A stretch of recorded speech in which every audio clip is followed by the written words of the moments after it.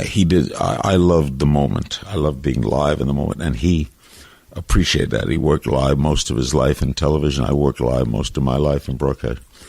Anyway, they were doing a Honeymooners once, a live musical for an hour at the Miami Beach Convention Center, and it was Saturday night, and I was in the wings watching this show, and he comes off stage for a minute, and he says to me, call Raimondo's and tell him I want the spaghetti, but I want the La Dolce spaghetti. And the guy yells, 10 seconds. Yeah. He says, I want that wine. 5 seconds, Jackie. And they were doing this, and then suddenly he goes, what? Norton! He went from me, knew right where his line was, right into the scene. Yeah. And I went, wow. Yeah. He was just so, he never rehearsed. He had this big fat guy that was a friend of his that did all the scenes in rehearsals, and he'd watch that. And so he knew all the movements. So he had a guy stand in for him. Correct. And so when you appeared with him, the first time you saw him, like Bing Crosby said, where is he? Yeah. And they do a skit, and then suddenly the night is live. Yeah. Jackie would appear. And do you think he did that to keep it fresh for everybody? To keep it fresh, but he knew where the knew the layout. He couldn't speak, couldn't understand a note of music, yet conducted orchestras, so those Capitol albums. He had an instinct. And he understood the broadcast instinct. Well, he sort of was a pioneer in television, I think, right? Oh, yeah. The Honeymooners and those early shows that Jackie did, the characters he did. The various ones, Reggie Van Gleason, the bartender, and the poor soul. And he just was a tremendous guy to be around, and it was very sad when we lost him. And the problem with this, as youth goes on, my kids don't know him. Yeah. You know, and you mention these names to people, and anybody under 30, they don't know Jackie Gleason. Isn't that sad and amazing? Yeah. Now, I knew people that was before my time. I knew the greats. Yeah. Like who are you thinking? You know, I knew Lowell Thomas, H.V. Kaltenborn, Edward R. Murrow. I knew these things. But these kids today, they don't know Vietnam. I don't know what I'm talking about. There's no real historical context anymore for things. No, because of 24-hour news and eat it up, spit it out. And also the Internet. Nothing has any context. I mean, it's just pictures. It's just bits and pieces. It's in and out. And everybody's a journalist. Yeah. Everybody blogs. Right. People and the Twitter. And now, there's a plus to that. Yeah. And Twitter could start a revolution. Sure. There's no privacy. That's terrible. However, the plus in that is they would have never caught the guys who started those blow-ups in Boston. If it hadn't been for cameras everywhere. Invading privacy. Yeah, but it's a weird, slippery slope, right? Yeah, and that's what Obama faces. Yeah. In that, where do you draw the line between when can I know what you're doing it's a different world, right? We know that somebody's going to come up with a nuclear weapon that's in your one hand, and you could bring it into the country and blow up a building.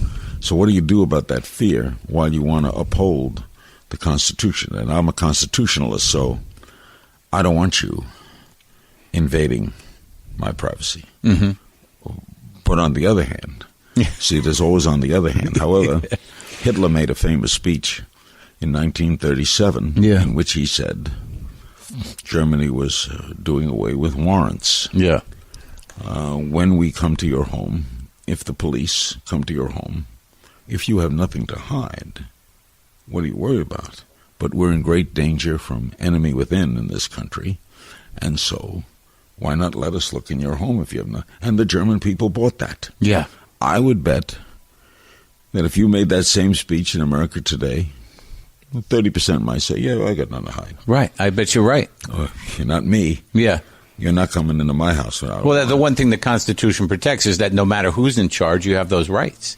See, that becomes the tricky thing. It's like right now you got a good guy in charge, but when they come looking for Jews again. When do you give up your rights? Right. That famous guy who said, first Hitler said it was only the communists. Right. Then he said it was only the Jews. Yeah. And then he said it was only the Catholics. Yeah. And then he said it was me. Yeah, right. Yep. So when but the weird thing is I went to Google the directions for here, And, because you sold the house, you bought the house, it's on record as your house, and you have that same problem. It's weird. Tour bus right? goes every 5 minutes. Right Tour there. bus goes by. Nothing you can do about it. Nothing. People take pictures. Does it piss you off? Ellen DeGeneres lives 2 blocks up the road. She had no idea about the tour bus. Yeah. She used to live way up on top of a hill. They never got up that high. Uh-huh. Now she lives on a street sort of near the flats. Yeah. And she's going nuts. Is she? She's furious? Yeah, she's mad, but nothing you can do. It's a public street. Right. And they go by and they take pictures, and I wave to them. I'm nice. They're nice. But what am I going to do? Be mad at people? What are they going to do? Bomb the house? One night, my little boy, when he was 10, went out front and said, "Yeah, he's in the bathroom. I want to wait a minute." Did they?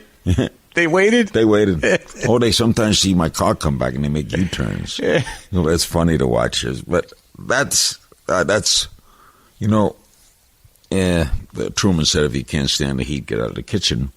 So I chose a business in which if you do well, you get well known, and you pay a price. Mm-hmm. So I think you owe something back for that price. In other words, the ball player owes the kid the autograph. Yeah. There's no law that says he has to give it to him, but he was a kid. Mm-hmm. And you were a ball player because somebody gave you that talent, whether it was God or whatever. You had this talent.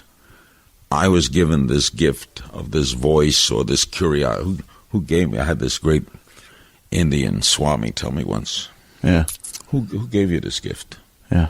Right? Yeah. So it's a good way to live. It's impossible to live this way, but he said, you don't have to believe in God or anything. When you open your eyes in the morning, did you earn that? It's a gift, right? So give thanks to whatever, whether you believe it or not. You didn't. You have the right to open your eyes in the morning. Yeah. So give thanks for that, and then give thanks for everything that happens to you during the day. So if it's raining, so what? Yeah. You woke up. Yeah, life's a gift. Yeah. Gratitude. So if I can have the skill to hit a baseball, and someone's paying me $5 million to hit a baseball, and a 9-year-old wants me to sign an autograph, I'm too busy for that. Are you crazy? So I'm not going to smile for a tour bus when I'm living in this freaking house that if my mother and father saw this house, they would faint. Yeah. Yeah. You never forgot. And that's what I liked about Jackie. Gleason told me a great story once. Yeah. The first appearance Elvis Presley ever made was on the Jackie Gleason Summer Rerun Show hosted by Tommy Dorsey. Uh-huh. And in order for an act to appear on the show, Gleason wanted to see them. Yeah. So he saw Presley came in, like auditioned, and he called him over and he said, "Listen, kid, you're going to be famous. You're going to be real big. I want to give you a bit of advice. Go out. Don't stay in. Go out. Talk to people. Because if you stay in, you're going to be the loneliest guy in the world." Jackie went out. Always socializing. Hello, how are you? Presley hid in the house. And look what happened.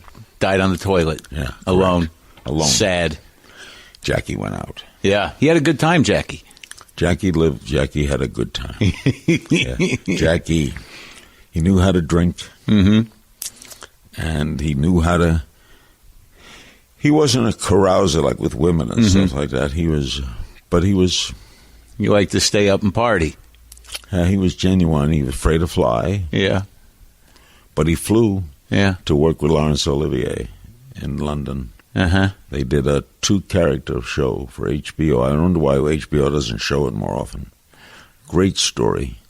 Gleason loved the script. Yeah. Olivia played an Englishman whose wife had just died. Right. I kind of remember this. And the American Gleason went over for the funeral, and Gleason had a 25-year affair with that man's wife. And they're in a bar. Yeah. And the whole hour is just the two of them. Was it great? Oh, it was great. And that's why he flew to work with Olivier. Yeah. Out of all the people that you've known in your life and talked to, outside of Gleason, who do you find yourself thinking about and missing the most? Oh, I'm not missing. I've interviewed so many. But 7 presidents, and Sinatra was interesting to be around because he was so complicated. Oh yeah.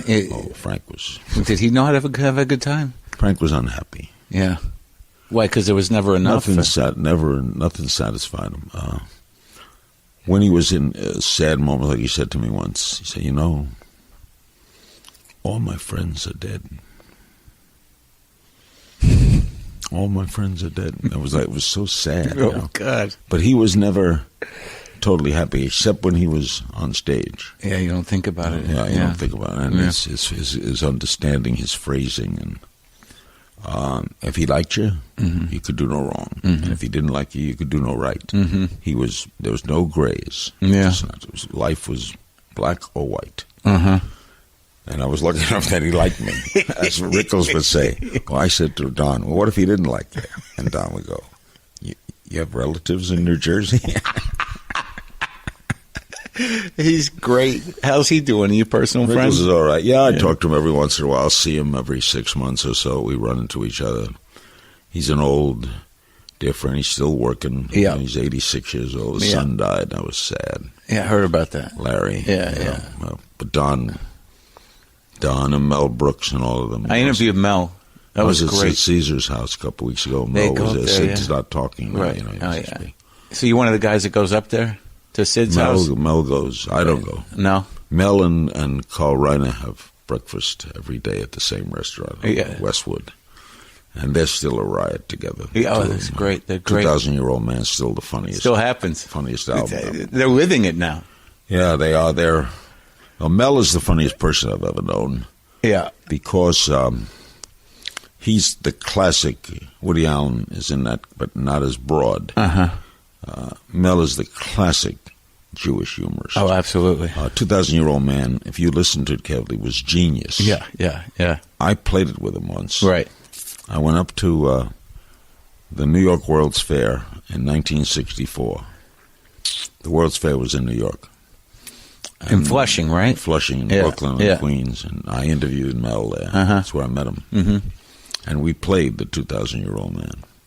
And he'd go into it like that. I said, do you want to play 2,000-Year-Old Man? You just improvised it? Oh, I just said, yeah. We're here at the World's Fair. Yeah. What do you think? You're 2,000 years old. He goes, fair. I go, fair? Yeah. Look at all you see. Oh, it's fair. Then he said to me, were you at the first fair? Yeah. No, the first fair, 183 people came, the whole world. And we held it in a ravine. In a ravine. Yeah. At the bottom of a ravine, and people rolled into the fair, which was one of the exhibits. Yeah. And I said, well, what could have been? Well, look, we have a monorail. You have a monorail? We had the Burning Bush. We thought it was a ride. But his best line of all was, I asked him, what was the big hit of the fair in 003? Yeah. The big hit was Moses. Moses parted the Red Sea. He did it 2 times Friday, 3 times on Saturday, 4 times every Sunday, 6 drachmas. And he had a press agent who told him, you keep doing this, Moses, I'll get you 10, 11 pages in the Old Testament. And that mind that can go that quick. Yeah, so quick. And you not know where he's going to go. Yeah. And so I'd watch his mind, and he still has that. He still has that. Oh, yeah, he's very quick still. Yeah, I love being around him. So I guess before we wrap up, I again I apologize for the time miscommunication. But so marriage, you believe in it? Well, obviously I've been in 6, 7 marriages. I can't even lost count. 8, I think, twice, right? 7, one twice. Okay, but I never lived with a woman. I never liked spending a night with a woman. I like to go home, and if I was in love, I got married because that's where I was raised. And I always felt when I meet people who are married like 60 years, all the compromises they had to make. I didn't want to do that. So what I loved at 20 is not what I loved at 30.